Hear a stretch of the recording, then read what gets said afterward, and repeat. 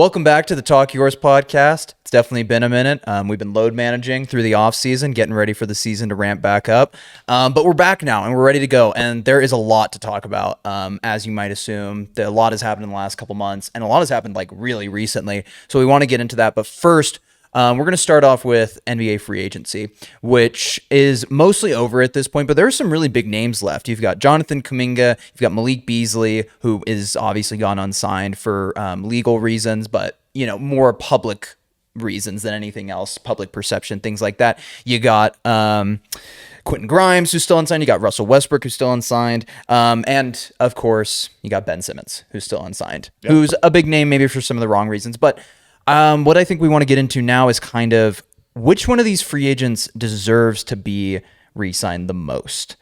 And in my opinion, I'm going to go with Quentin Grimes.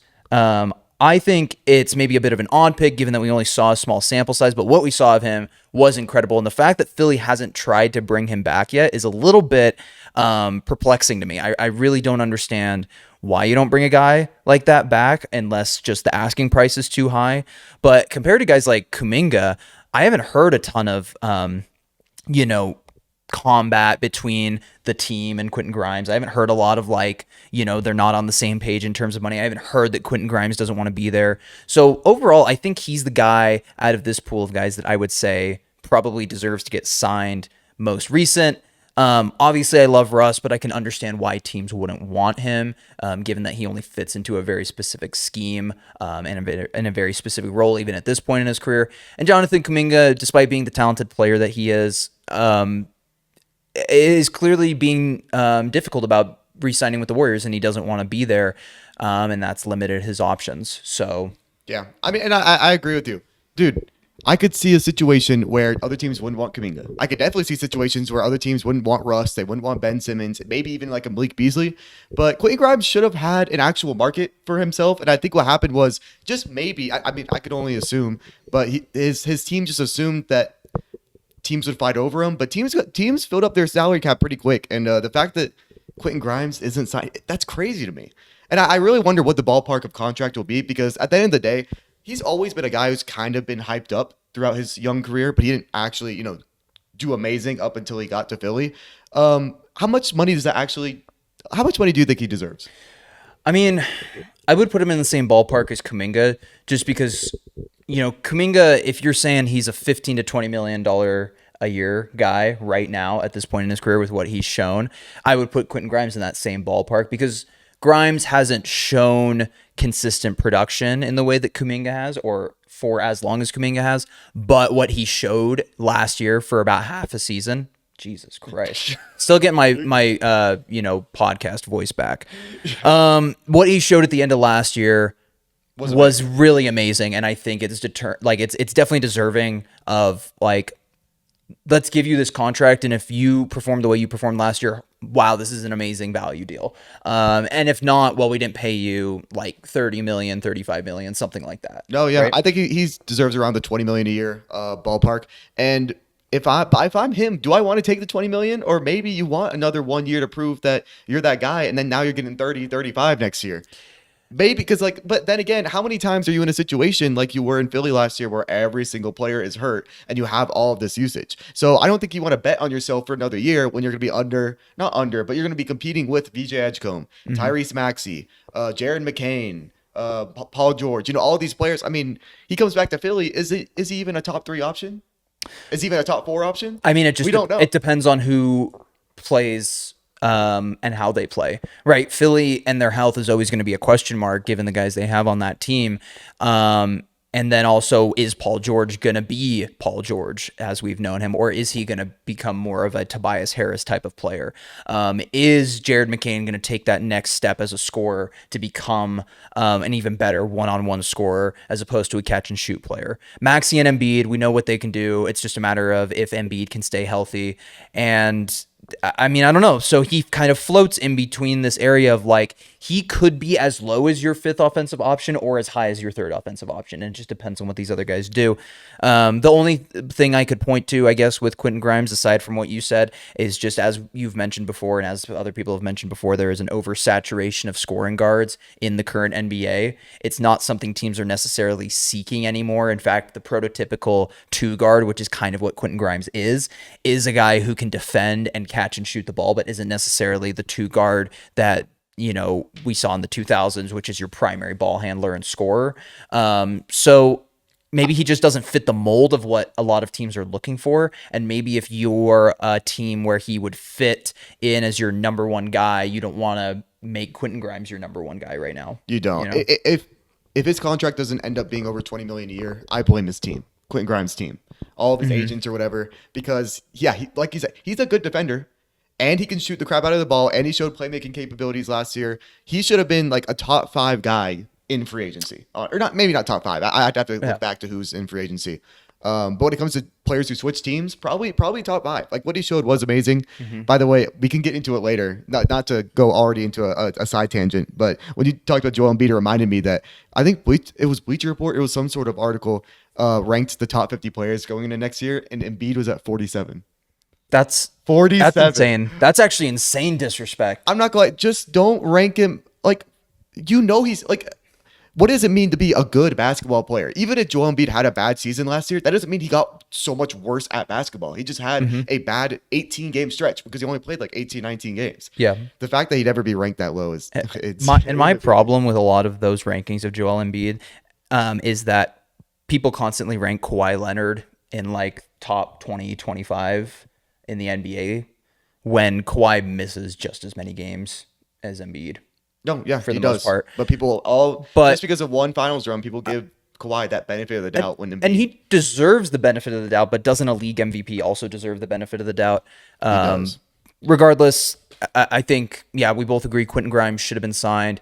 Kuminga also should have been signed, but that's, I think, more of an issue in terms of where he wants to be than it is some sort of like, easily fixable. This guy should have been signed by this I still don't know team. where Kuminga's gonna go. Is he gonna be a Warrior or a King? I don't get what I have a sneaking suspicion that even if he gets re-signed by the Warriors, he's just gonna sit out. Like I honestly, it's so odd because the Warriors clearly want him back, but only for a certain price. They don't think he's a guy that is gonna fit into their like short-term future. Yeah. With Steph Curry and Jimmy Butler and Draymond Green. I think the Warriors even came out recently and said what we've already known. Or there was a report that came out that the Warriors had said what we already knew, which is that they don't believe that Kuminga fits within the starting lineup that they have. They're not. The full statement was the Warriors are unsure as to where Jonathan Kuminga fits when the team is fully healthy. Who's the starters when the team is fully healthy? Jimmy, Steph, Draymond, Pods, I guess. That's kind of the weird, Moody? Like, is it Moody? Is it Pods? Is it Kuminga? Do you start Looney? Or Looney's not even on the damn. That actually hurt. Trace Jackson Davis. Do you start Quentin Post? Do you even go the direction of trying to start Gui Santos and playing like small ball? And like it's just there's a lot of flexibility, but there's also a lot of like question marks about where they're going to put people. And Jonathan Kuminga is the most talented of those guys that I just named, right? Outside of Jimmy, Steph, and Draymond, Jonathan Kuminga is the most talented guy on that roster. I think it comes down to an issue of coaching almost if you can't find a place for that guy to fit.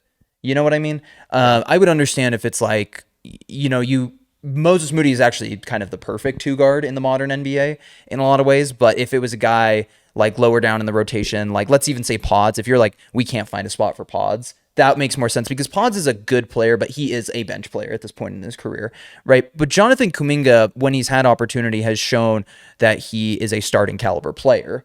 And so the fact that you are saying we simply cannot find room for a guy like that on our team, and this has been a problem throughout the Warriors' tenure with Kuminga, it just boggles me a little bit. And they should have traded him before now, frankly. And the more I watch that situation, the more I think that is that they should have traded him 2 years ago when his value was higher, when it was already established that Kerr really didn't want to play him these significant minutes because Kerr wants to run a certain scheme, but you should have traded for a guy at that point then who can fit into the scheme. Now you're just left with Kuminga or Malik Monk, neither of which the Warriors really seem to want too much. So. No. I think the Warriors ruined Jonathan Kuminga's career. When you look Wow. back at the timeline and what really happened, how Jonathan Kuminga came from the G League Ignite as a project player, and the team that drafted him was a team that has always been good, but just randomly had one terrible year because of injuries. Mm-hmm. And the fact that probably Jonathan Kuminga could have been one of those guys that would have benefited from going to a team like the Wizards or like the Hornets. No disrespect if you're a fan of those teams, but let's be real, you're bad every year, and that's where project players should be going. But it's the fact that they have too many guys. They have too many, and they're not prioritizing him. Steve Kerr, in my opinion, that dude might be out off the Warriors once Steph Curry retires. Because in my opinion, he's kind of Steph Curry made. He's not good at developing these players. I don't think he is. Maybe he can find, these, and I don't even think it's him. It could be anyone else in the front office, but he's good at finding these undrafted or like second round, Guy Santos, Trace Jackson Davis, whatever. But when it comes to actually developing the guys you drafted, even Moses Moody didn't get playing time for 2 years. And yes, they won a championship in that span. But it's sad because Kuminga, he has all of this potential. He has all of this talent, but it makes sense. If I was Steve Kerr, I also wouldn't play him that much. I wouldn't prioritize him. You have Stephen Curry. Mm-hmm. Jonathan Kuminga and Steph Curry do not match, in my opinion. They just don't.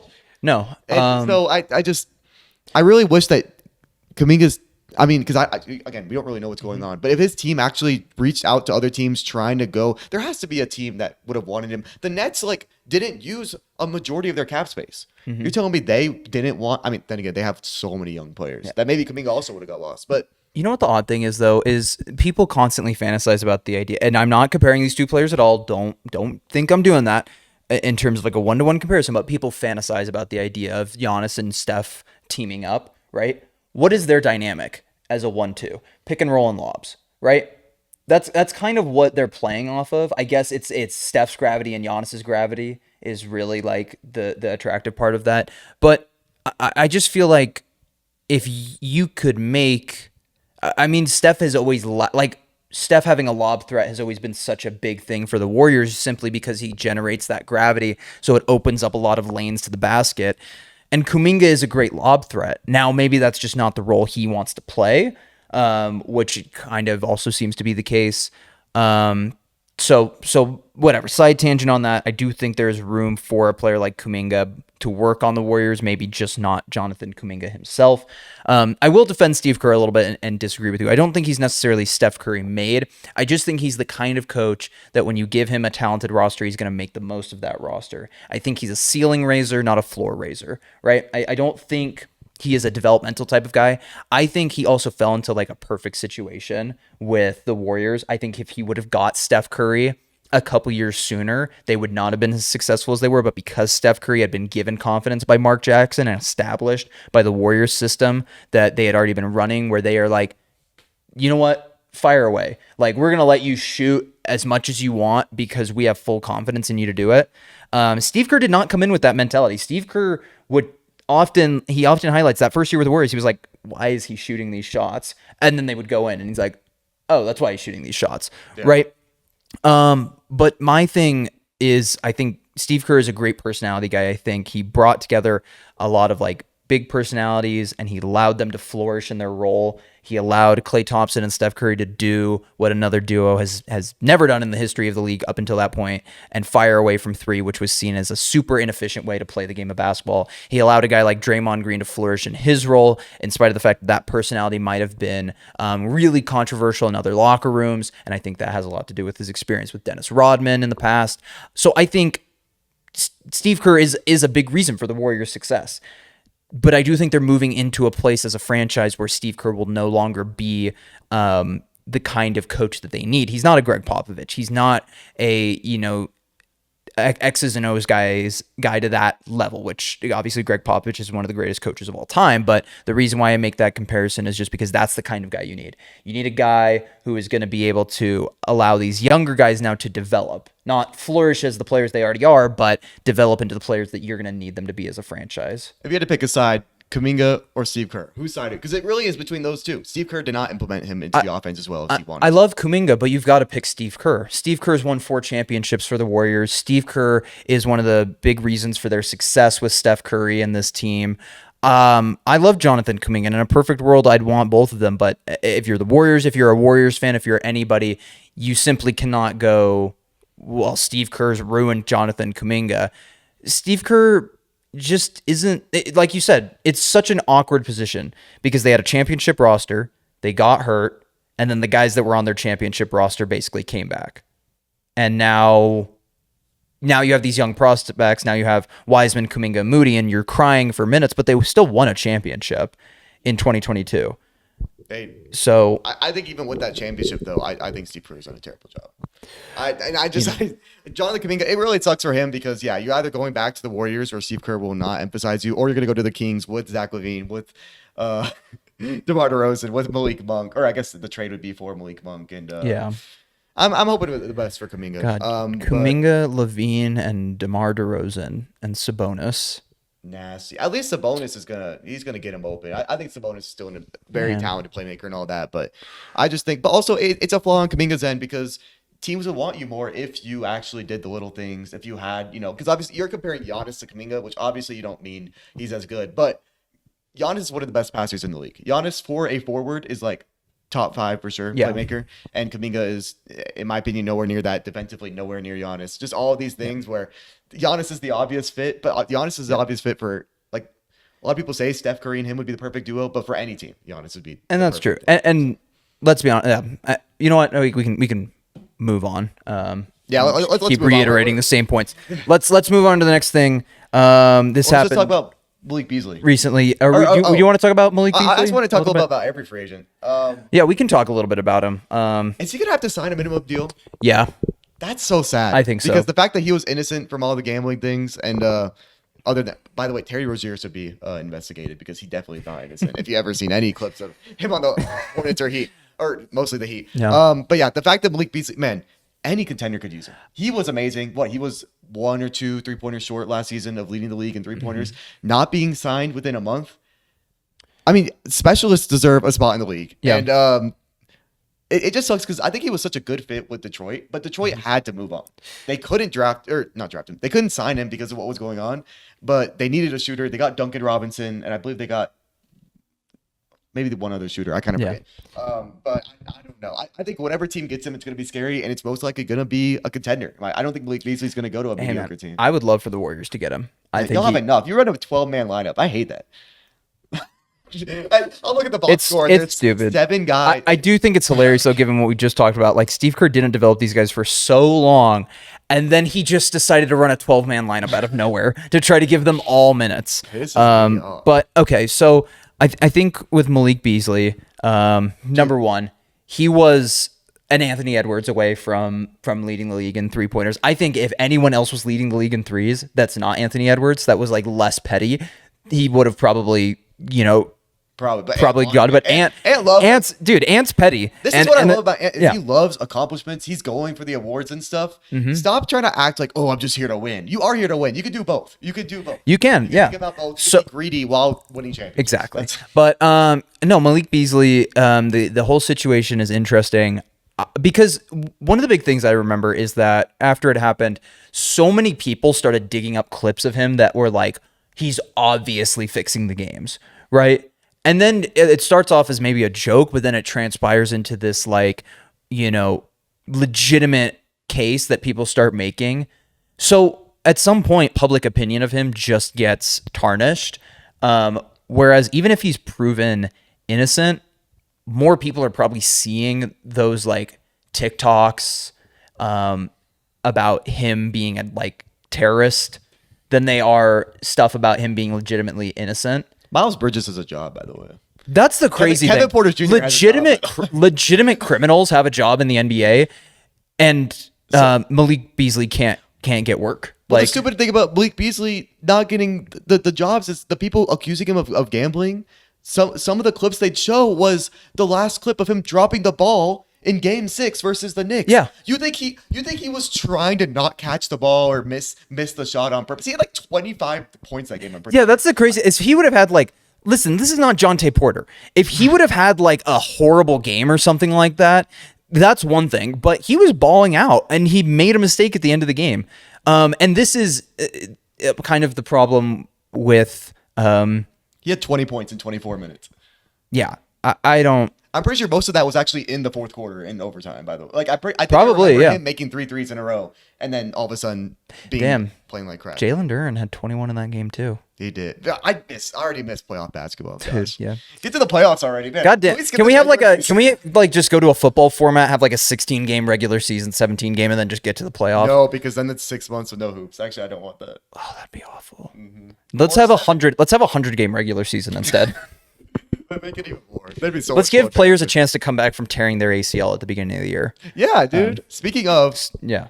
I mean, we could talk about Russ. We could talk about Ben Simmons, but honestly, it's obvious. We know why they don't. They're just not complimentary to a championship team, and then for the young teams, you don't want to play an old guy like that. I mean, to be honest, though, if you're like a team like the Nets or the Wizards or the not Pelicans, because they're going to be decent, but maybe you want a veteran in the locker room. But the thing is, I also think Ben Simmons and Russell Westbrook's egos are too big to go to those teams.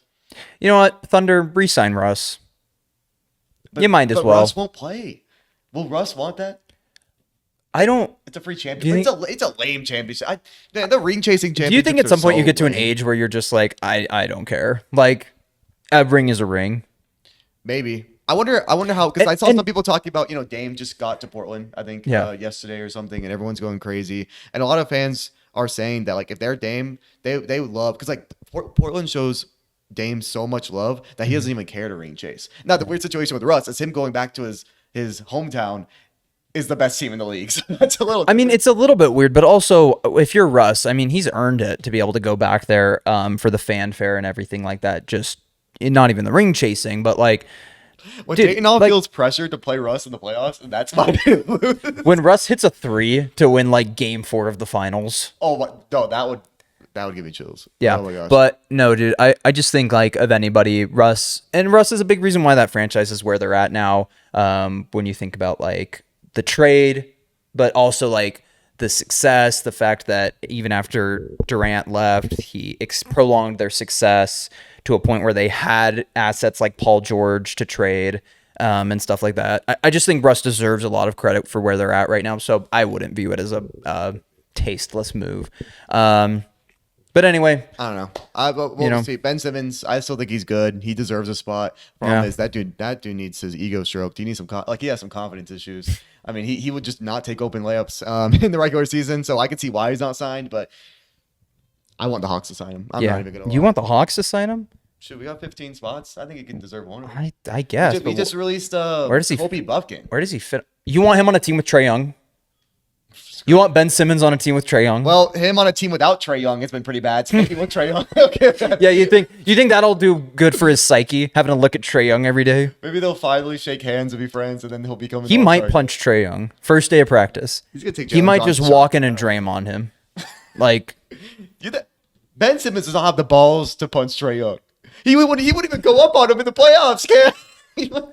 I think out of anybody in the league, he has the balls to punch Trae Young. Because, like... He doesn't have balls. Okay, I'm not going to say that. He doesn't have balls. What is he, a dog? Like, okay, we have some stuff to get through. Yeah, we gotta move on. We're getting to... but yeah, that was our free agent thoughts. Now, yep. Unfortunately, I think it was 2 days ago, Fred VanVleet tore his ACL. Really sucks. I will say, I don't think he'll be as important. He wasn't going to be as important to this year's Rockets team as he was last year. Because last year, he was a crucial piece. I mean, that offense, and they were the second seed in the West. I'm going to give them all the credit in the world, but that offense was terrible. Like him taking 30-foot three-pointers, which should be a bad shot, was actually a good shot because of how stagnant. I mean, you have Amen Thompson, Tari Eason, just a bunch of guys who can't, like, they're great, amazing defenders, playmakers, but they can't really move with the ball. They can't create shots. Jalen Green was so on and off. It was insane. Like he is every single year. He will never not be on and off. So Fred VanVleet was super important. I still think he was going to be really important to this year's team. It sucks that he tears his ACL. It's just sad, especially because I'm pretty sure he is on an expiring contract because he did sign, I think it was like 2 years, 60 million total, so 30 million a year. Or maybe it was 40, no, it was like 40 million a year, wasn't it? Yeah. So we'll see how his contract is next year because, like, how much you're going to sign him. I mean, there's no way he's gonna, even if they're in the playoffs, they might even be in the finals. There's no way he returns, right? Like a torn ACL. I mean, I know medicine is getting insane. Time now, wise, he could if they make the finals. maybe, which I'm pretty high on the Rockets. I'll just go ahead and say. So It'd be tough though. It's a possibility. Yeah. But yeah, what do you think? I think it's a tough blow. I think particularly for the leadership of that team, right? You've got Kevin Durant coming in, who talent-wise more than fills whatever void would be left by Fred VanVleet. But that team had a lot of chemistry, and they clearly had a good locker room energy. And Kevin Durant isn't necessarily just going to come in and provide that same thing. And it's a very young team too, so there are some concerns. But in terms of a basketball standpoint, I think they'll be fine. I think you're getting Kevin, like if you want to view it as a 1-to-1, you're getting Kevin Durant for Fred VanVleet. That's a goddamn upgrade. Well, I wouldn't say that because Fred VanVleet and Dylan Brooks and Jalen Green. That's true. So you did lose those guys. But luckily, they made some good signings. They did make some good signings. And you know what? If there's ever a time for Reed Shepherd to get some minutes, it would be now. That's what I was so about to say. I think, it'll be a good indicator as to whether Reed Shepherd is a guy that can contribute, which a lot of people think he is, given what he showed in the G League. It just seems like he needs consistent minutes in the NBA, but different beasts, G League versus NBA. We know this. I'm really hoping that he shows off, but I don't believe in him. I'm going to say it. What makes you not believe in him, though? I think, yes, did he get very many NBA minutes? No, but the minutes he got, he looked pretty terrible. And I always thought he was a guy out of anyone in last year's draft class who, if anyone was going to be really good year one, I thought it was going to be him. Because he has the shooting, he has the IQ. There's not much more he's going to develop athletically. I don't know how, like, what's a route for him being like some sort of star player. I always thought he's going to come in as a really good role player and always be that. Mm-hmm. And just the way that, playmaking wise, because is he a point guard? Is he a shooting guard? He's kind of more of a shooting guard. Yeah. But when you're that small, sometimes you have to be the point guard. Mm-hmm. And especially you're going to be in that, Fred VanVleet's shoes. I don't see him developing into a good playmaker. He's not gifted athletically. He just needs to shoot the crap out of the ball. And yeah, now the Rockets don't really have a point guard because I don't believe in Reed to be a point guard. I think Amen before, a couple years ago when he was a prospect, I believed he was going to be a good NBA point guard. Now he just doesn't have, he has a decent handle, but he can't create for others. He has like the opposite of gravity, but he's still really good at like a lot of things. But here's what I will say is that they already have a guy who can fill the role of a point guard from a playmaking position, and that's Sengun, right? You can run more of a Denver Nuggets type offense, which you won't even need to because they have Kevin Durant. But when it comes to when Kevin Durant's off the floor, you can run a Nuggets type offense where everything runs through the high post, as opposed to a point guard centric offense. And what I will say about Reed Shepherd, I think we are very quick to judge players usually based on a first impression, and we say, oh, they can't develop anymore. There was a few years ago where another kind of undersized two, not quite a point guard from a playmaking perspective, so a bit of a tweener. All he could do was score. Didn't come into the league and have a very good start. Was actually really bad. Had to get sent back down to the G League. That guy was Jordan Poole, and then he ended up producing at a really high level for a championship team. I'm not saying athletically they're different players, play style wise they're different players, but if you watch Jordan Poole in his first year, you're like, this dude's not an NBA player. This guy just doesn't have it, right? Listen, Jordan Poole is an anomaly. I don't think you understand the fact that the shots he was making, how good of a shot maker he is. That I don't think that just. And another reason I don't believe in Reed Shepherd is he showed amazing things in Kentucky, and maybe he showed amazing things in the G League. It was 1 year. He was not supposed to be a number 3 overall pick. He was not. He was not even in the top 10 going into it, and he had one amazing year, which by the way, he shot like 45% from 3. So it's not like he just played really good for one season. No, his 3-point shooting was out of this world. Mm-hmm. College is only 30 games. So the only thing we really have for him from him playing really good, because like in the summer league, he didn't blow me away in the summer league, is just that 1 year of college and then some G League games, which the competition is scarce. And I will say it's different because it's not like this is a guy that you want to believe in, but there's still some years to develop. No, now he is like one of the only guards on the Rockets, and this team this is a championship contender. Mm-hmm. This is what's really scaring me. And they're going to shorten the rotation. I don't even see him, even with Fred VanVleet being out, he might be a guy who doesn't even crack the rotation. I'm just going to say, I pulled up his stats from last year, 4.4 points per game, which, who cares, minutes-wise, he didn't get very many. Yeah. 35% from the field, 34% from 3, 82 for the free throw line. I think overall, that's probably less than 50% true shooting. Which is just something I don't see the value. We'll see. I could be proven wrong. because I was pretty high on Reed Shepard. I think when I was ranking, because oh my gosh, the Hawks could have done so much with that number 1 overall pick. That was ranking so many scenarios of, oh, would I rather this or this? I was preferring Reed Shepard over Rizajay. I'm pretty sure. Yeah. And looking back now, it's really stupid because I really believe in Rizajay and Reed Shepard not so much. But that just goes to show you how much I believed in him before, and that this 1 year has honestly turned me off. I'm done with Reed Shepard. I really am. I actually believe I just Cam don't. Whitmore. Cam Whitmore, they traded. They did trade him, dude. I don't know why he never got minutes. Man, the Rockets want to be the Warriors so bad, just not give their young guys any minutes. No. So I will say I do agree with you though. Yeah. Sengun, amazing playmaker. KD's still a good playmaker. Still a good shot creator and all that. But besides those two, you have Amen, you have Jabari, you have Tari, you have Steven Adams, you have Clint Capella for some reason. You have yeah, they do. They got what? Dorian Finney-Smith. That's not a lot of shot creators. I know we just talked about him, and this would be, I don't know, just funny for me, maybe a pipe dream. I know he doesn't fit well necessarily with the offense, or maybe he does, but there's very few point guards left on the market. Maybe Russell Westbrook finds his way to the Houston Rockets with Kevin Durant. Maybe. I mean, you know what though? A Russell Westbrook Reed Shepard backcourt wouldn't be as bad because now like all the actual shot creation comes from Russ, because Russ is still an amazing playmaker. And I doubt Reed Shepard starts anyways to start the year. That would probably be a bench unit. Yeah, I think probably Amen's going to be starting point guard, if I had to guess. I would assume you go Amen, obviously KD and Sengun. Probably. Would you start Tari Eason? I actually think you. Oh, I don't. Because who's the 2? Okay, so you have so Amen at the 1. You might have to put. Who is their shooting guard? Their shooting guard was Jalen Green, and then it was also Dylan Brooks, and they traded both of them. Yeah, you can't put in like Dorian Finney-Smith there. You can't put in like Tari Eason as shooting guard. They don't have. Okay, I mean it is a position in this league. Don't get me wrong. They had Cam Whitmore. They got rid of him. Are we missing someone? There's Aaron Holiday, Jayshawn Tate, Reed. No, they don't have a. They don't like. Yeah, dude. That's why I'm telling Malik you, Reed Beasley. Shepard. Malik Beasley actually would be such a good fit for this. It's just that he does have to buy in, and he kind of did for the Pistons.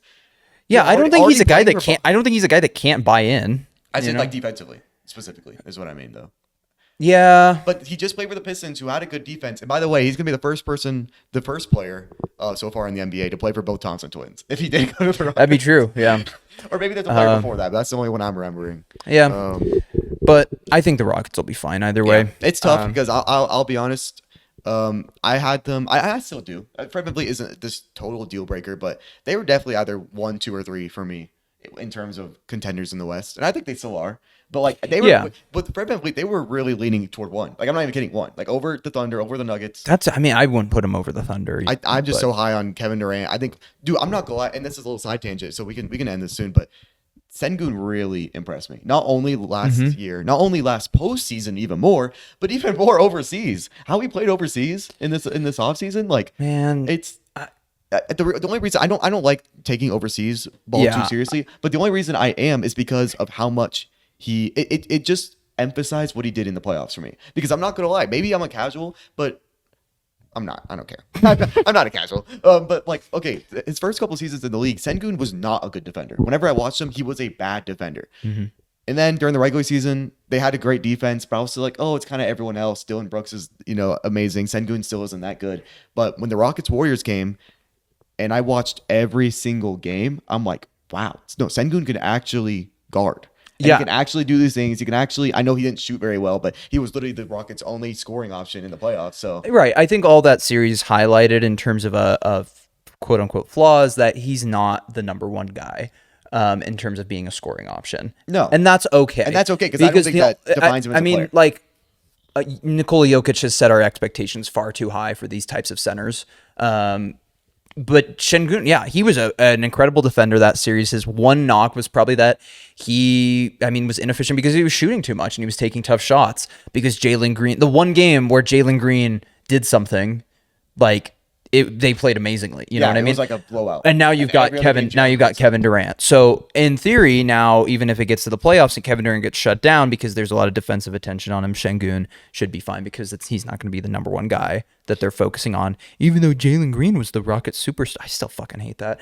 The Rockets young superstar, Jalen Green. That's okay. I am super high. Like if we ever did a top 30 ranking before the season started or during the season, I think you'd be surprised when I put Sengun because that what he did and that's the only reason because I don't care about overseas and sometimes I think it's all like system wise. It depends on what coach you have and all that, but it just emphasized. I don't like to take overseas ball into account because it's a different game. Especially when it's these guys playing overseas that have already like played overseas for a good amount of their career. You don't think Dennis Schroeder is like an MVP caliber player? Surprisingly, no.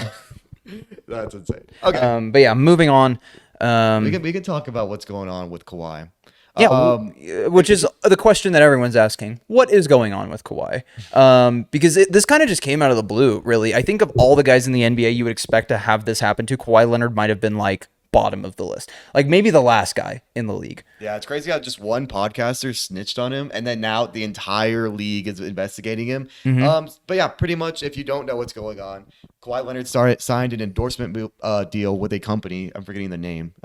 Whatever. They plant trees. But they plant trees and pretty much he got paid $30 million for it. And he did like one endorsement little like event thing. And besides that, nothing has happened. And it's super suspicious because Steve Ballmer is the one who ended up starting this company. And then at one point, one of Steve Ballmer's assistants sent $2 million of his own to this company as well. And just a bunch of sketchy stuff has been going on where it's pretty obvious what's going on.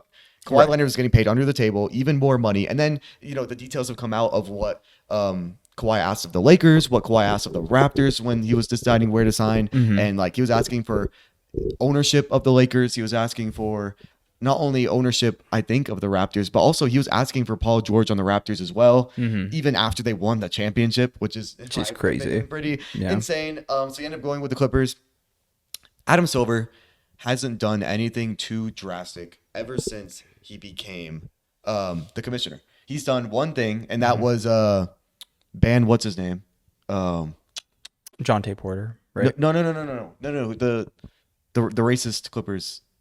Oh yeah, the previous owner. I'm forgetting. Previous owner, but yeah, pretty much banned him from the NBA because that's when that was in the first couple months of Adam Silver becoming commissioner. So it was such a big deal that he really laid the hammer down and said, "Hey, we have no tolerance for this." But ever since then, even the John T. Porter thing, I don't think Adam Silver's done anything too drastic, and he's seen as a soft commissioner. He's seen as a guy who's a pushover where you can do anything and you might get a little bit of a suspension and that's it. Yeah, I really think he needs to do something about this because this is cheating. You can't go over this can't turn into the MLB where the richest owners are the most successful ones, which is funny because it's the Clippers. They'll never be successful, but they'll keep trying and they'll even cheat through it and they'll still lose because they are not as much of contenders as the Nuggets or the Rockets or the Thunder. But overall, I think because what happened last time 20 years ago was what happened? It was some team who did this and they ended up losing 5 first-round picks. Damn. It was 5 first-round picks. It was a bunch of money. But pretty much like the possibilities of the punishment that have been going on with Kawhi is apparently his contract can be terminated and he won't be allowed to re-sign with the Clippers. So Adam Silver has the power to do that. So just make him a free agent, basically. Yeah, pretty much. And say, hey, I mean, a different team could sign, but I don't think anyone even has cap space to sign him. So he'd have to wait until next season to re-sign. So basically a 1-year ban. Essentially, yeah. Which, you know what? Could be good for Kawhi. Get healthy, dude. maybe that's good. And then for the Clippers side, yeah, they'd lose draft picks. They'd lose a lot of money. They get fined millions of dollars, which is nothing to Ballmer, but probably should be a lot of money, but not to him because he's one of the richest people in the world. But overall, I think Adam Silver really needs to punish not only Kawhi but also the Clippers. That there should be no tolerance for cheating. There's a salary cap for a reason. Because if this is something that's allowed or something that could be pushed over and glossed over, then just abolish the salary cap in general. Yeah. Make cheating more public. Because I'm sure all these teams are cheating. Don't get me wrong. Yeah. They all are. The problem is, by the way, how stupid do you have to be if you're the Clippers and you're Ballmer? You're paying Kawhi Leonard $30 million under the table. You can't pay like $1 million worth of workers to like cover it up. Be like, have an event every 6 months. Just say Kawhi went or something. Or even just have Kawhi go. You're telling me Kawhi was load managing this whole time and didn't have time to go and show up at these events? Kawhi of all people, who has played in like half the games he's been like available to play in since he signed that contract with the Clippers. It's insane. And the fact that, because I'm sure there's a whole lot, maybe they were thinking that, no one ever gets caught for this, because I'm sure a lot of teams. Well, they don't. I mean, But yeah, the fact that some random podcaster, reporter, or something just randomly said this, and The now Clippers are doing it. That's why it's funny. This is the most Clippers thing that has ever happened, right? This is like, I don't say that. I know they're doing well right now. Clippers, Chargers, they fall into the same bubble of being the little brother of LA. And this is just the most Clippers thing to happen ever, because that if the Clippers are doing it, the Lakers are doing it too. And the Lakers just didn't get caught. I mean, I can't even like imagine how many times throughout their history the Lakers have probably done this to get free agents to come there, right? especially got LeBron James. LeBron. You are I mean, cheating to get him. That's So it is funny they got caught. but set an example for the rest of the league. Yeah, I think you have to, And but maybe the Clippers can make a case that they're saying everyone does it too. Maybe everything comes. but that's why I think you punish the Clippers and not Kawhi, because I guess if you punish how do you do that? Kawhi, I think you got to strip them of first round picks. I think you got to do the same thing, because can you imagine the Clippers already in the position they're in? But they'll still have Kawhi. Right. I think that's the main problem. They'll still have Kawhi, but also I don't think anybody thinks the Clippers are going to win a championship this year or in the rest of the Kawhi era, if you call it that. See, I don't know. So now I think that's going a little soft because You think it's soft though, because imagine still have Kawhi, the yes. Clippers already gave up a bunch of their first round picks to OKC. for Paul George. Then you they won't have a first round pick for like 10 years. Like Well, for the next couple of years, that doesn't matter because they're going to be good. I'm just going to say that it's going to be in the 20s. I don't think that's that big of a deal. I think if you're a Bomber and you know this punishment and you could go back 6 years, even with knowing, I guess, all the success, you would do it again. yeah, so you guess you want to make a Make them situation actually where regret that decision. yeah. At least that's my opinion. And maybe, I mean, first round picks are valuable, especially like if you do 5 Maybe or yeah, 6. maybe you got to do what you talked about then. It's very interesting, the difference between what these professional leagues can do as punishment versus like the NCAA. I don't know how many of you are familiar. I watched a like long video essay about SMU football. Go check it. It's called The Death Penalty in Sports. It was a great video. Go check it out. And the guy spent like probably the last hour of the video just covering SMU football in the 80s and the 70s, back when they had I think it was Eric Dickerson. Okay. And it was called the Pony Express. They had 2 running backs that were like highly touted, whatever. They got caught for, giving players money under the table, which is hilarious now with the NIL deals that these players get. Yeah. But basically like cars and stuff like that is what they were giving them, like houses, because it's Dallas, right? They got a shit ton of money, and it was a way to keep up with the other schools that were doing the exact same thing.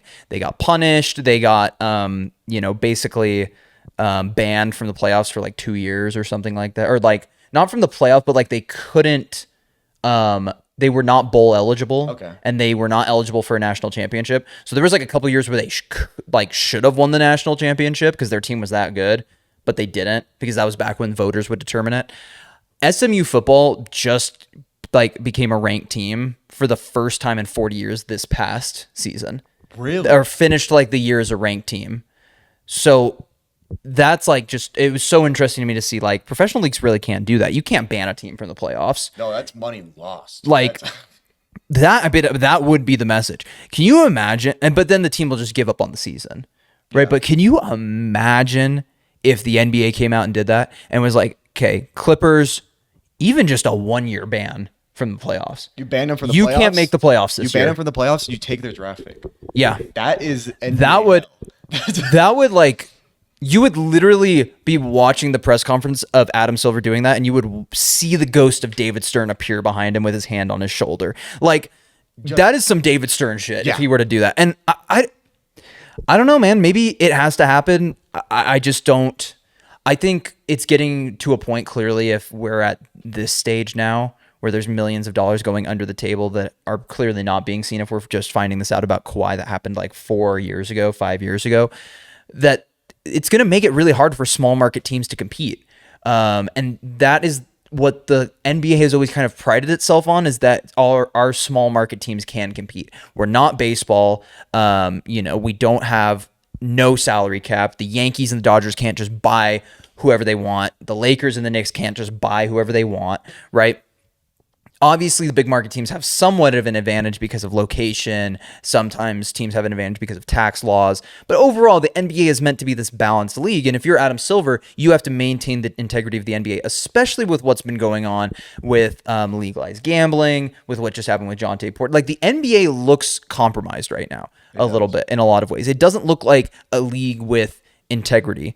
And when you're competing with the NFL, who... the NFL doesn't have a ton of integrity, but they're all about a strong man appearance, right? Yeah. Sure, they'll let domestic abusers play in their league, but like if you get, there's an appearance of being a strong man, and that's what you sometimes need as a commissioner. And I think Adam Silver needs to enforce that and give that off, right? Because like you said, he's viewed as a soft commissioner. He's viewed as a pushover. Right? Yeah. I mean, goddamn, we spend so much time focusing on the All-Star game every year. This is like the third year in a row the format's been changed again. Oh, like, yeah, it is. Like, it's just stupid at this point that there's so much attention being focused on this and not the actual game of basketball. And the crazy thing is Adam Silver is a guy who gets the game of basketball. Listening to him speak, he's a basketball purist. He loves it. He loves basketball. He loves adjusting. The reason why a lot of the rule adjustments have come is to allow guys to flourish who are super talented. But let me stop. He doesn't love basketball because he called it a highlight sport.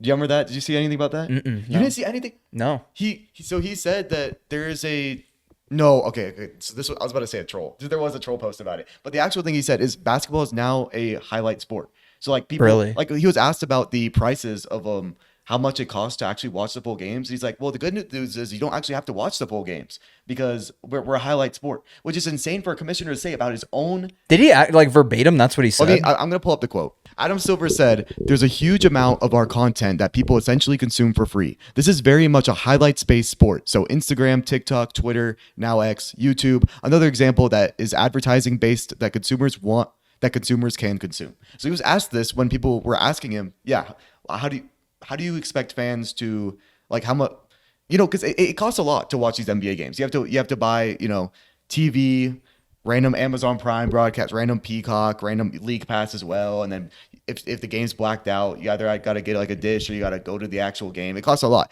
So when he asked about that, he's like, well, it's a highlight-based sport. So you can watch it on Twitter. You can watch it on YouTube. You can watch it on this kind of stuff, which I think is insane because I think as someone, if you love basketball, you should be promoting people to watch the full game, which is something he clearly doesn't do. And also, by the way, this is something though I think is funny. And this is so many a side tangent. We can go back to actually getting on topic. But when people talk about the NBA losing money because it's live viewers, it's been declining in the last 5 years, 10 years, whatever. Yeah, they don't understand that this actually I wouldn't say it's a highlight based sport. I love watching the full game, but most people just watch the highlights. Most people just watch YouTube, and the fact that this is just like a little business tangent, but the fact that they have sponsors that they can put on the court that people can see, that's making them enough money where the NBA is never going to lose money. They're never going to be like going bankrupt because the NFL is taking over and because people aren't watching the full games. No, the NBA makes so much money on their social media stuff that they'll forever be set. So anyone who ever talks about numbers, it doesn't matter. Like it really doesn't, because all the old people who watch the full games, we're young and we watch the full games, but it's more older people. They end up dying, and the new people are just going to watch on Instagram or TikTok. So the whole numbers argument versus the NFL, in my opinion, is pretty stupid. That's a little side thing, though. And it's, to me, actually, what is irritating me more and more about that is that you're going to call it a highlight-based sport when the player that just won the MVP, Finals MVP, NBA title, is a guy who dominates in a realm of the game that is not flashy. No. Let me get this straight. Sorry, let me be clear. I do not dislike Shai Gilgeous-Alexander for his play style. He may not be my favorite player in the league to watch, but I highly respect his ability to get to the line. The problem is that the NBA is marketed as a highlight league, and then you have a guy who, yes, does really impressive things sometimes, but his game is more crafty and intuitive and, based in the way he perceives the game than his actual physical ability. He's not LeBron. He's not LeBron. He's not Giannis. He's not even Jokic. Like in terms of what Jokic does with his flashy passes or how it looks with him being his size and being able to do the things that he does, right? No. So I just feel like that is such a poor statement to make. I mean, it just basically throws your stars under the bus. Your MVP, it throws them under the bus. Because regardless of, this is what the NBA has been really bad at recently. Regardless of who is the most marketable player, you should be marketing your best players. The MVP should be marketed, and I will say they've done a better job of that with SGA because you see a bunch of commercials with him. I mean, you kind of get Jokic commercials sometimes, but like, not even as much. Like, there are some like really iconic Larry Bird commercials that people still remember from back in the 80s, right? Yeah. 3-time MVP. That's what if a player wins an MVP 3 times, that's the face of the league. That should be who you are pushing in people's faces. But he's not giving as many But highlights. instead all, and I love this guy, but instead all we talk about is Anthony Edwards. All the time. That's all we talk about pretty much. That is the main point of conversation for a lot of NBA fans. And I'm sorry, I love Anthony Edwards. He has not done anything in the league yet. He has not won an MVP. He has not won an NBA title. He has not even made the NBA finals yet. Right? Nikola Jokic is a 3-time MVP and an NBA champion and a finals MVP. Shai Gilgeous-Alexander is a 2-time scoring leader, an MVP, a finals MVP, and an NBA champion. These two guys should be marketed. Giannis Antetokounmpo is a 2-time MVP, 1-time Defensive Player of the Year, NBA champion with a finals MVP. One of the best finals performances we've seen in recent memory. Right? It could also be an American thing, by the way. Yeah, all these players. It might be an American. It might be an American thing. Jason Tatum actually gets a good amount of commercials. But he does. But yeah. he also was he wasn't a finals MVP. It's crazy. I keep thinking he was. Because I mean, maybe he should have been. But let's, and maybe it is an American thing, right? But the NBA also claims it's a global game. So are they just running all of the ads in different countries or something like that? Because I thought the NBA was marketing itself as a game, unlike football, which is an American game. That's their main realm of competition with football because it can't compete in the American market. They go to the international market, and that's where the NBA stakes its claim, right? Baseball has never had a problem marketing its international stars, ever. So to me, it's odd that we would go, because baseball is America's pastime. Yeah. But I see Shohei Ohtani everywhere. Like this guy who literally needed an interpreter for the better part of his career is been like the face of the league, right? So I don't want to hear the excuse that you can't market these guys because they're not American. You just don't want to. You just, and it is, there's a whole realm of it, and I don't want to get into it too much because we're going off on a side tangent. Yeah. But going back to the thing about Kawhi and bringing it back to what we were talking about originally, the punishment probably does need to be severe. It's unfortunate. I really like Kawhi Leonard. I don't want it to have to, be him, but you did what you did, and Kawhi knowingly took that. I think Kawhi's representation group has, for the better part of his life, been his family. So when you say like Kawhi had these demands, I wouldn't be surprised if it was like family members making these demands. That's just stupid. He makes so much money. You don't need 30 million more. Because it's illegal, 30 million money. Like, I understand you wanting a max contract no matter what. I always understand when NBA players want that, but you really need the 30 million under the table. And it's just so lazy. Like, just plant some trees. Just go to some events. Like, it's really not that hard to have kept this out of the public eye. Just do what's right. And you don't even have to fulfill the terms within the contract because no one is going to look that close. All you have to do is show the appearance of it. And my problem with this is the NBA probably knows this has been going on and just has been letting this happen. Probably, but you can't. But now that it's blatant, now that it's out there, you have to do something about it. And like you said, I definitely agree with your point. I think it has to be Kawhi because if you do something to the Clippers now, like short of banning them from the playoffs this year, then it's really not a legitimate punishment. They still reap the rewards of what they did. So we'll end it there. I will end it with saying, all Kawhi had to do was put the seed in the ground, say like, Kawhi not, and then just that's it. Like, do that every 3 months, and no one would have cared. But literally, like, it's nothing. Like, it's not even like he had to do a bunch of public appearances because no one even knew that this existed. No one was even aware that Kawhi had a contract like this. All he had to do was show up every now and then. It's just okay. Whatever. Let's move on. Let's move on. Zion loses weight. So the Pelicans media day was the other day Was everyone's media day? I didn't see any of the Hawks stuff or like I any of the saw teams. I saw one I saw the video of Nets. Michael Porter Jr. looking the happiest I've ever seen a human being look.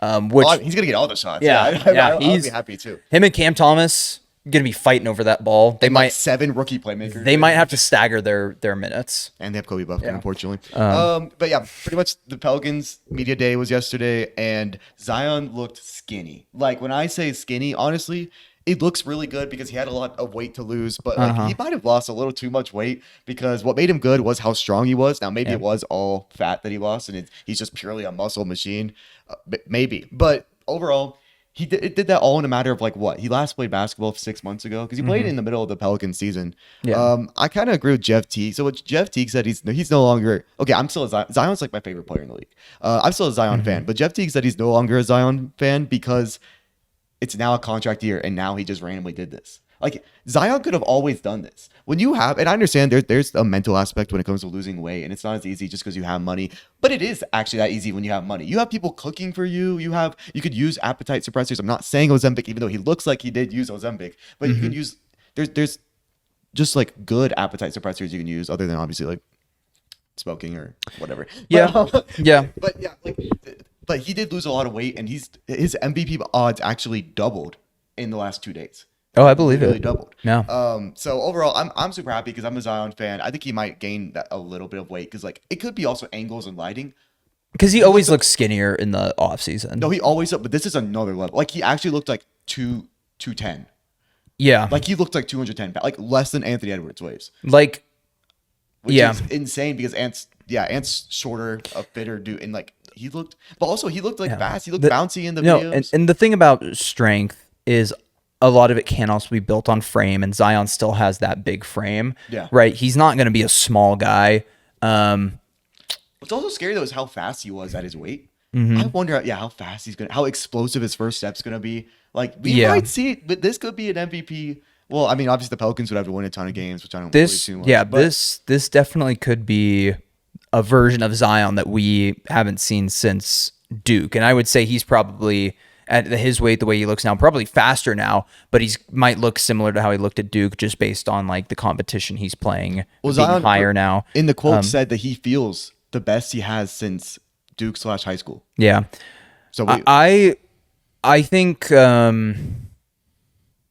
I mean, let's be clear. We're not saying Zion lost too much weight from a health perspective. It's from an NBA fan perspective. Oh, you know what I mean? The dude looks like ripped as shit. Like he still looks like an incredible athlete. Yeah. Generational athlete. I can't. My only concern is that, Zion's game is predicated on being able to physically bully guys in the paint. And aside from his first game ever, he hasn't shown the ability to space the floor in any sort of meaningful way, which, by the way, I think we revisit it every now and then. Craziest debut I've ever seen in my life now, looking back on it. It was 4 or 5 threes. He hit 4 threes in a row. Oh, yeah, and it was in a row. He had 12 straight points, and then they pulled him out of the game. It like just bizarre. I just remember watching that. That's one of those games that I watched live that I will never forget because of how I'm like, this dude hadn't played the first like 20 games of the season. He's randomly coming in the middle. I'm like, okay, he'll probably barely play. He'll probably score like 6 points, but it'll be a couple cool dunks. No, he's just sniping it. And then he didn't do it the rest of the season. He hit a step back 3 over the opposing team's center. The most impactful drug in the world, in my opinion, is confidence. Confidence will do something to you, dude. That is actually the one thing about him losing weight, and I actually was thinking about this. Even if he got a little less strong, lost a little strength, you look at a guy like Giannis. Giannis gained a bunch of muscle, lost his shooting form. Right, more muscle makes it harder to shoot accurately. Yeah. So maybe this will actually allow Zion to shoot the ball better, which is a weird thing to say, but it might actually help. It might actually allow him to develop a better shooting form. It might be. I also think besides like Jokic, because he weighs a good amount, even though he didn't lose some weight. But for the most part, the best shooters in the league that are really tall are lighter. So maybe honestly, maybe being lighter on your feet. I mean, I don't know because I haven't had like I'm not these guys. I'm not, And but Yeah. maybe that will actually help him. You never know. if I had to guess, he's probably. I know you said he looks 210. I would assume he's like 235. I'd assume so. I'd assume he's like 235, which like that height and weight, those are LeBron proportions. That's like Miami LeBron, Yeah. or like younger LeBron. So I wonder think how high is he gonna jump now? If his vertical was that high before, like that dude might be touching top of the backboard. Dude. Yeah, he might. I can't wait. I really hope. I just really hope it's a good year for him. I hope the biggest thing I hope actually is that this helps with the injuries. That's the biggest thing. Oh, yeah, if he please can say stay healthy for an entire 82 game season, even if he plays 70 out of 82 games, it will be by far his best season, regardless of output, because we know he's probably going to have good output. But like, Yeah. if he can stay healthy, it'll be his best season ever. I can't wait for him to stay healthy. Just by the way, you guys aren't going to see it on. Actually, I might just put it on the screen. If we make it a video into this, Zion was ranked 61st by ESPN panelists, or not panelists, but writers and stuff who's like at that. 60th? 62nd is Christian Brown, by the way. And 60th is Austin Reeves, which isn't too, but Jalen Suggs is over Zion ranked. Trey Murphy's ranked over Zion, which is insane. Like, I love Trey Murphy, but no. Miles Turner, Isaiah Hartenstein, Dyson Daniels is ranked over Zion Williamson. Now, Dyson Daniels, I actually understand more than Isaiah Hartenstein because Dyson Daniels was a Defensive Player of the Year candidate. Yeah, that's Isaiah Hartenstein was on the bench at different points this past season. yeah. Oh, he was barely getting any playoff time some of those games. So I just can't wait for Zion prove everyone wrong. Please, Zion. Dude. Please, dude. I really wonder how good the Pelicans will be with him. It's unfortunate they don't even. Yeah, they still. Oh, they got Kevon Looney, who's cool. They got some centers now, I guess. They still. I believe in Eves. Who's the rookie they got? I feel like they got some. They got two: Derek Queen and Jeremiah Fears. I'm pretty sure Derek Queen got hurt though. Jeremiah Fears might. I wonder how much minutes he's going to get though, because Fears they have DeJounte Murray, they have Jordan Poole. That's true. They do have DeJounte. Oh, they did get Jordan Poole too. So I think they might put. Pels might be. They might be. I just don't think they fit very well. I think they have a lot of talent, but the problem is, like, what is their starting lineup? They're gonna have to bench one of Herb Jones, DeJounte Murray, Jordan Poole, Zion. Oh, you benched Jordan Poole. You might. Jordan Poole is the perfect six man. I mean, he is. I don't say you bench Jordan Poole by any disrespect. Jordan Poole is just he perfect six man, best six man in the league. Like in terms of like a guy not like to the level of a Tyler Hero, where they can start and be probably your like number one scoring option.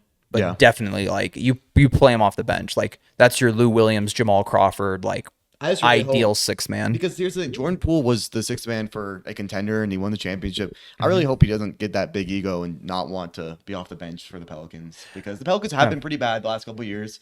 Either barely in the playoffs or not in the playoffs at all, or not even close last year. And like he's like older than them almost.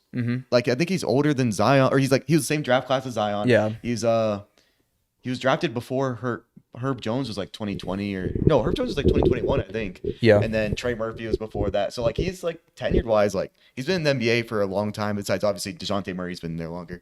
But yeah, we will see. I really hope he wins MVP, and I probably should. I mean, he's my favorite player. I should already have a jersey of his, but I'm definitely getting a jersey if he leads the Pelicans to finally play in the playoffs. Then yeah, for sure. But the fact that the Pelicans have not. Well, no, they have played in the playoffs, but without Zion because he got hurt. But yeah, okay. Yep. That's kind of everything that I had to say. So we have a couple small ideas. Some quick hitters. Pat Bev versus Trae Young. I'm sure everyone's kind of been keeping up with it. A lot has been going on. But the last thing that Pat Bev said, because Trae Young released his video or whatever, with like the Drake bars and him trying to be super all like nonchalant. Nonchalant. But what Pat Bev replied is, you can't talk because when you're 34, 35 years old, you will not be a starter in this league. So that's what Pat Bev was saying. Damn. And to that, I say, you know what? That could be true. Yeah, maybe at age 34, 35, Trae Young's not a starter. Maybe he is. But one thing I will say is Pat Bev's saying that as if like he's been. So Pat Bev was a starter in the league for 10 years because the last 2 years he wasn't. Well, he wasn't in the NBA last year. The year before that, he was off the bench. But he was only a starter for 8, 9, 10 years because he came into the league at like 24 years old. When Trae Young is now, I think he's entering his 8th season. No, I think it's 8th. Yeah. He's entering his 8th season. So in 2 years from now, when he's like what, 28 years old or something, he will have been a starter for as long as Patrick Beverley was.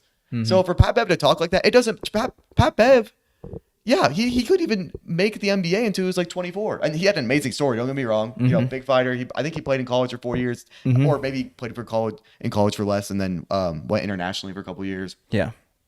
But you just can't talk because Trae Young will have better longevity than you. Yeah. And he's better than you. And he has all the All-Stars. And he actually led his team to the because Pat Bev talked about his playoff. We're never gonna have Pat Bev versus Trae Young debates except for the one we're having right now, which has nothing to do with basketball. Yeah, it's just funny because I mean I get Pat Bev. Hey, Trae Young's responding to not that Trae Young's this big, you know, he's not LeBron James, but Trae Young's going back and forth with you. You take it because your podcast probably needs it. That was I think Pat Bev has a lot of good clips, but no one's actually tuning in to the whole Pat Bev podcast. Maybe that's what we need. We need to just start rage baiting Trae. Trae Young, you suck, and you're short. Trae Young, you suck. You're short. Kobe Buffkin should have started over you. Hey, that's something I'll agree with. Hey, one thing I will say is I'm not gonna lie. Trae Young's got all the badges, all the attributes. Sometimes I start Buffkin. Well, not anymore because unfortunately he's not on the Hawks. I started Buffkin over Trae in playing online. Really? Because he just had the size, he had the defense, and then Damn. like his jumper was slow, but honestly it was pretty easy to time. Yeah. Yeah, there's that. Unless you have anything more to say. I just have a question, which is like, if you're Trae Young, why are you even giving this the dignity of a response? I don't know. Pat Bev. We know who Pat Bev is. Why would you even like respond to him in the first place? Why? You know why? Trae Young has his own podcast. It's only dudes at podcast. Dude, he opened up that like podcast. Right, I remember watching that with you. And then he opens up that video, and he's sitting in this James Bond villain ass room with these like big ass windows and black walls, and he sits down, and he's wearing like. He legitimately looks like he's about to like sit down with a cup of tea and read me some poetry, and he's like just talking in this really like forced deep voice, because I've heard Trae talk, and he's like this is where he's normally at, and he's talking like this, and he's like, Pat Bev. Like, dude, it's just the stupidest. It's literally like a cornball versus a crackhead. I don't even like want to pay attention to this because it's like both of them look like, if you're Trae, you just look equally as stupid now. If you would have said nothing, no one's gonna say anything. No one's gonna go, oh, Pat Bev called you out. You gotta respond. And Pat Bev calls everyone out. Pat Bev goes on a talk show twice a year and just tries to get beef with someone new, right? Like he this is what Pat Bev does. He made a career out of it in the NBA. Kudos to him. He's a professional rage bait. If you're Trae Young, I feel like this reflects way worse on you than it does on Pat Bev, because it just kind of shows that you're soft. Yeah. Okay, Like- well, let's end it here. But I will say, Trae Young, I don't think his podcast is that good for the reason of I don't believe in current NBA players having a podcast because they won't actually speak their truth. They won't actually say what they believe because they still play against these guys, with these guys and stuff. So overall, his podcast didn't need it. The numbers are not good for Trae's podcast. So I'm telling you, he needed Maybe this. he did. Maybe Unfortunately, you don't need anything. You have so much money that your podcast views aren't that much. Yeah, but it's not going to add too much. Chris Paul is going on a farewell tour. Mm-hmm. It just kind of, I mean, it's great that he's back with the Clippers, the team that was one of his primes. But it's unfortunate he's never going to win a championship. God, wouldn't that would suck for him if they did the thing with Kawhi where they just like voided his contract and made him go into free agency, and Chris Paul's like, you fucking kidding me? They did that. No, they do that, and they banned them from making the from making the playoffs. He's got to play on his last year and he can't even make the playoffs. He's just like, Hey, bro, I'm asking for all the minutes. Actually, no, I don't want to die on my last. I'm not. If I'm 40 years old, I don't want to play that much. No. So Chris Man. Paul, amazing Hall of Famer. We can. Yep. Where would you rank him all time among point guards? Point guards. I'm taking Steph. I'm taking Magic. I'm taking Isaiah. After that, it's a conversation. I think he could be fourth for sure. You are a John Stockton hater. I really am. Aren't I you? don't care Yeah. about John Stockton. I just don't. I'd give him. Man, there's a lot of guys though. Gary Payton, Over defensive player Chris of the year. Paul, though? I'm just Just saying, for there's a lot of Gary Payton defensive player of the year. No, give me a take. Right? No, I don't want to hear maybe. No, Actually, you know what? I would put Gary Payton all time over Chris Paul. I actually would do that because I think Gary Payton was just as good of a scorer in his prime.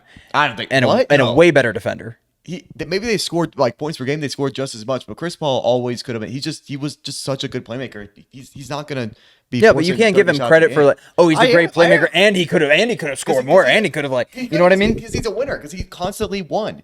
I mean, personally, look, I didn't live through Gary Payton's prime. Yeah, because his prime, was in 90. Yeah. Yeah. I didn't live through his prime or anything, but there's small things that I really do love about Chris Paul Man, that aren't in his like prime because his prime was New Gary Orleans. Payton locked down Michael Jordan. It was Los I'm not Angeles. even like I don't want to hear about that. Listen, oh Chris Paul took that thunder. Chris Paul is the reason SGA is an MVP today. I'm talking impact. You SGA. And you know what? Gary Payton's the reason the Warriors won a championship in 2022. Because he gave him a role player out of his balls. That's fair. But Yeah. I mean, I think I'd just go with those three though. Maybe Big O. Maybe Big O. Big O. Russ. Interesting one. I'm taking Chris Paul. Russ is an MVP. I understand that, but throughout their careers, because they played damn near the same tenure, throughout for the most part, I'd say Chris Paul was better. I think between Magic, 15, Steph, Isaiah. 15 and like 17, I'd take Russ. But any other time, I would always say Chris Paul. I'd give Chris Paul 6th all time. Because that's what Magic, Steph, Isaiah, Stockton, Peyton, okay. and then Chris Paul. So you have him over Russ. Yeah, as much as I love Russ, it was like he had a much higher peak than Chris. Actually, Wait, would I you even didn't say say Big O? Oh, I didn't. Would I put Are you putting him like 8th? Like that's insane. Chris Paul? Yeah. Well, where are you putting him? Are you putting Big O? It's either 4th or 5th. Because it just depends on Big O. Because I definitely have Isaiah over him, and I definitely have Steph. But you don't have Stockton. You don't have Stockton's the all-time don't leader have in Nash assists or and Kidd. steals. I mean, at that point, The but dude made the playoffs for 20 straight seasons. wait, who? Say it again. Stockton. Oh, Stockton. I don't care. It's fucking weak. He had Karl Malone. Karl Malone was the backbone of those teams. I'm sure if if Chris Paul played with Karl Malone 20 years in the 90s, they might win one of those chips, dude. All I'm gonna say, Chris Paul had a left. You giving Karl Malone some Chris Paul credit? had a left. You really like Karl Malone, huh? His basketball. I mean, I don't like either Stockton or Malone. So listen. All right. Well, moving off of it. A little bit. Respect to Chris Paul, one of the best point guards of all time. And then Ace Bailey is now Agentless. agentless. Yeah, I didn't know how to say it. You know what was interesting is I read the article. If you don't know, Ace Bailey parted ways with his agent, but it also said the Jazz and Ace Bailey parted ways with his agent. Okay. That was what the article read as, and that was just the article I read. But I think it's just interesting after everything happened. Clearly, the Utah Jazz were sick of Ace Bailey's agent. And Ace Bailey himself probably parted ways with him over like a lot of what happened with draft night and like the Jazz and everything. There was just too much drama going on, like the no interviews, the ghost. Like, come on, man. All that. Yeah, I mean, you've seen the video of the dude's agent. Like he's a weird dude. Like he's like. I do hope that this means that Ace Bailey will not, be that type of personality going forward, because I don't think that serves him well. Yeah. And I also want to watch him play. I live in Utah. I want to watch him play. I want to go to a few games. I do too. And I'm not the highest on him, but I'm rooting for him. After all that, after him dropping to 5, after being such a good talent, I mean, obviously he's like a fun watch because he's kind of, he just kind of shoots over people. Like he's such a skilled shooter. Yep. That there's a lot of other parts of his game that is so flawed, but he's that good of a scorer and he's that good athletically that no matter what, I think he'll always have a spot in the league, and he's gonna be fun. He's gonna be for Adam Silver. He's American. He generates highlights. Yeah, so that's the only two things Adam Silver cares about.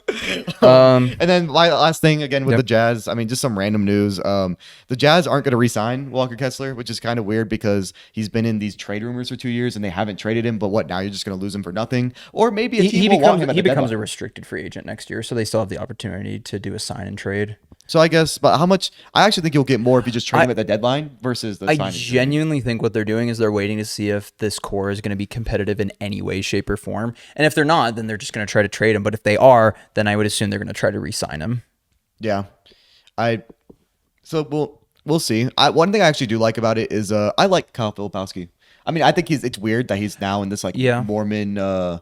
Like people are saying it's like a trapped relationship. Like I don't know if you know anything about that. I have heard about that. Yeah. Okay, so but like I'm not gonna get into that part. Yeah. But his actual basketball, like I thought he should have, because he was actually able to be in the draft 2 years ago. But he was gonna fall to like the late 20s, and they're like, let's not do it. I think even in the last draft he fell to the late 20s anyway. So it wasn't great. That wise, but like what he showed in his rookie season. great shooter. Mm-hmm. Defensively, he wasn't that bad. I mean, they were losing games, don't get me wrong, but he wasn't playing with the greatest of players. So I think I kind of agree with. I mean, I think Walker Kessler's good and he has his role, but It's just how much Filipowski actually has potential. how much you want to pay him. What is his value over the replacement player that you have for a lot less money sitting right there? You know what I mean? Yeah. Because I mean, sometimes I feel like Kessler's a good defender, but sometimes he's slow-footed. Like he is like one of those traditional guys that can be pretty easily replaced. Then again, I don't know. Centers are kind of hard to replace, but we haven't seen him play winning basketball, so I don't know. Who knows? But yeah, that's about all I got. Do you have any like last closing remarks on anything? ESPN sucks. Yeah, Zion's at 61. Joel Embiid was at 47. Oh yeah, that's right. So the rankings, I don't even care about the rest of them. Like I'm just looking through this. I don't care. It's like in the 90s, so I don't want to react to it. But yeah, ESPN sucks, so that's why we're good because we're not ESPN. Yeah. And I can't wait. Basketball is here in less than a month. I think next week we're gonna do one of Western Conference predictions, and then the week after that, or one of Eastern or Western, and then the week after that we'll do the other one, and then we'll probably do awards, and then just stuff. We'll cover other stories. So I just can't wait. We're gonna upload once a week, long podcasts, and then every other day or every day or something we will cut it up into smaller videos because some people would prefer to watch content like that, which makes sense. But we'll either way put timestamps in, so if you just wanted to watch all of this, that makes sense too. But yeah, do you have any closing thoughts? That's all I got. I can't wait for the Warriors to play because I just want a team to watch that doesn't make me hate my life. Dude, this is one thing I didn't talk about, by the way, is I hate Zion. I hate Zion for this because he always because he always could have lost this weight, but now that the Hawks own their draft pick, he wants to lose this weight. Oh, That's insane. Yeah. Maybe that's why Jeff Teague's bad. Jeff Teague's still a Hawks fan, actually. Yeah, that actually would make sense. Yeah. So, but luckily, I mean, there's a chance that because it's Bucks or Pelicans, maybe the Bucks could be bad. But Giannis is so Bucks, good. the They'll Bucks make won't the be. playoffs. They won't be bad. They might not be great, but they won't be bad. Yeah, I think. Why? Like, any other year. But now you want to lose weight. Now you want You're to a Zion fan. I am, so I guess I should be happy. But I'm not a Pelicans fan. I'm a Zion fan. I hope everyone else sucks. Like I seriously, I hope they win 20 games, but it's not because of Zion. You know what, Zion? Just get hurt. That's because I'm a Hawks fan. I'm a ride or die. I really am. Suffering from success. I know. Yeah. But that's my closing thoughts. So I was gonna say something else. But yeah, cool. If you guys enjoyed, like, subscribe, comment. Really keeps us going. And yeah, peace out.